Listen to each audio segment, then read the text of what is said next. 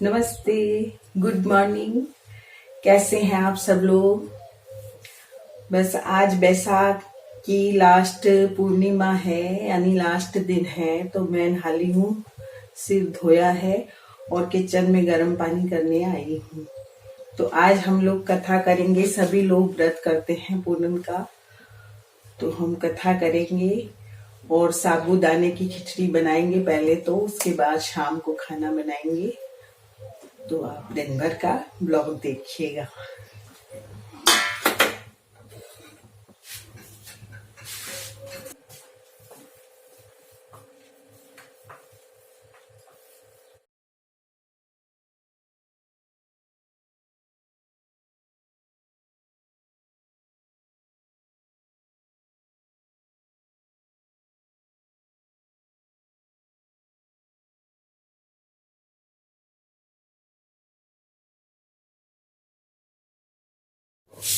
गर्म पानी हो गया है मेरा।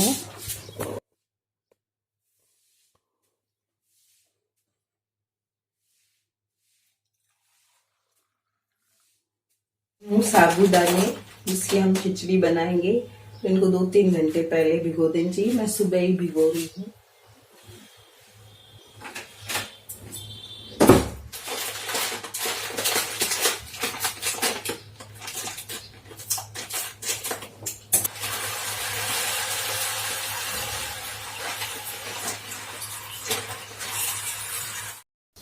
सुबह बस गर्म पानी के साथ मैं अपना अखबार भी देख लेती हूँ, तो साथ का साथ मेरे 2 काम हो जाते हैं। गर्म पानी भी ले लेती हूँ और न्यूज़पेपर भी देख लेती हूँ, तो इस तरह से एक पंथ 2 काज हो जाते हैं। नहा धोकर आ गई थी और हम लोगों ने चाय पी ली थी। उसके बाद बहू ने बनाए साबूदाने बना रही थी वो, तो आज हमारा व्रत था, तो साबूदाने की तैयारी कर रही है। बस आलू उबालने को रख दी हैं उसने, और मैं भी तैयारी कर रही हूँ पूजा की, क्योंकि बस हम साथ में पूजा कर लेंगे सब। तो एक बार पूजा की तैयारी करके और बाद में साबूदाने की खिचड़ी बनाएंगे। पहले हम सब लोग पूजा करेंगे। तो बस तैयारी हो चुकी है पूजा की। पहले हमने कसार बनाया, मतलब बहू ने कसार बनाया, क्योंकि कसार चढ़ता है सत्यनारायण जी की पूजा में। तो घी में आटे को अच्छे से सेक लेते हैं और फिर उसमें चीनी मिला देते हैं और उसके बाद तुलसी जी के पत्ते रख देते हैं। तो बस मैं पूजा कर रही हूँ, अगरबत्ती वगैरह जला के, और घी का दीपक जलाया है मैंने। और बस पहले मैं पूजा करूँगी, उसके बाद बेटे बहू पूजा कर लेंगे और कथा मेरा बेटा सुनाएगा। तो बस पूजा कर रही हूँ मैं। पहले मैंने सत्यनारायण जी के तिलक और चावल से पूजा की, और फिर मैंने केले के जो केले की जड़ होती है उसकी पूजा की, दीपक जलाकर अगरबत्ती की।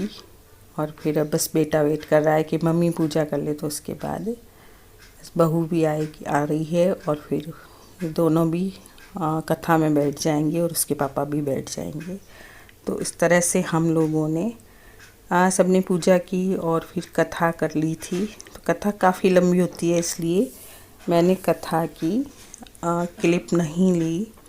बस हम सब ने पूजा की उसकी ही क्लिप ली है। तो बस बेटे ने पूजा की है, बहू करेगी और फिर मेरे हस्बैंड करेंगे। और इस तरह से हम हर पूनम को व्रत करते हैं। इस बार बहू है, तो बहू ने भी शुरू कर दिए हमारे साथ ये व्रत, और वो सुबह से ही साड़ी पहनकर आ गई। जब भी कोई पूजा होती है तो अपने आप ही साड़ी पहनकर आ जाती है। वैसे कपड़े नहीं पहनती पूजा में वो, सूट वगैरह। तो पूजा में वो हमेशा साड़ी पहनकर ही आती है। तो बस हम लोग सब पूजा कर रहे हैं। बहू ने भी पूजा कर ली, और इस तरह से इस व्रत को करने से धन धान्य रहता है और घर में सुख शांति रहती है। तो हम हमेशा करते हैं। मुझे तो 25 साल हो गए इस व्रत को बस। अब साबूदाने की तैयारी हो रही है। आलू उबाल चुकी है बहू, आलू उबाल कर और साबूदाने में डालेगी। अब आलू छील रही है, घी चढ़ा दिया है, और पहले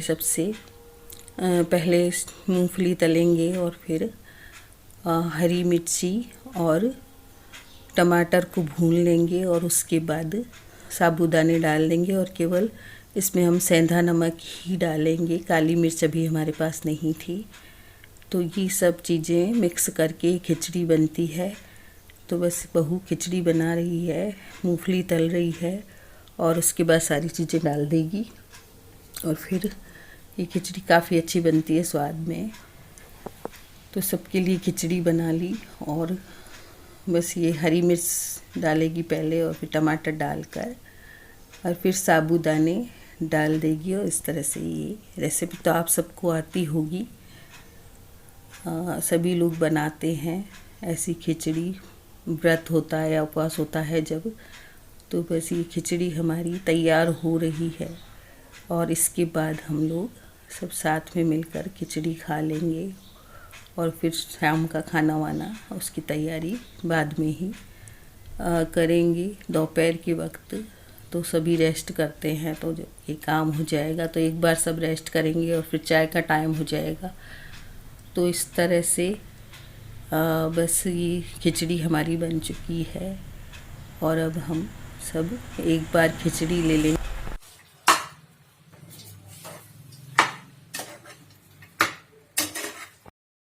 मैंने भी दूध बना लिया था। दूध हम बर्फ़ डालकर कई बार दूध ठंडा दूध भी ले लेते हैं साथ में, तो हम सब ने ठंडा दूध लिया और साबूदाने की खिचड़ी खाई। दूसरे रूम में पापा बैठे थे तो वहाँ पर बेटा देकर आ गया उनको और हम सब ने बस खिचड़ी खाई।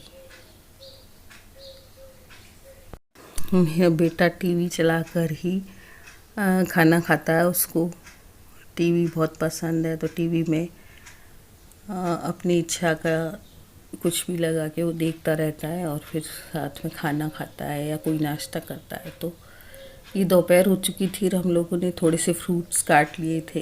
एक बार बीच में हम फ्रूट्स वगैरह भी खा लेते हैं, तो पहले हमने फ्रूट्स खाए और उसके बाद काफ़ी देर बाद, मतलब 15-20 मिनट के बाद हमने फिर चाय पी थी।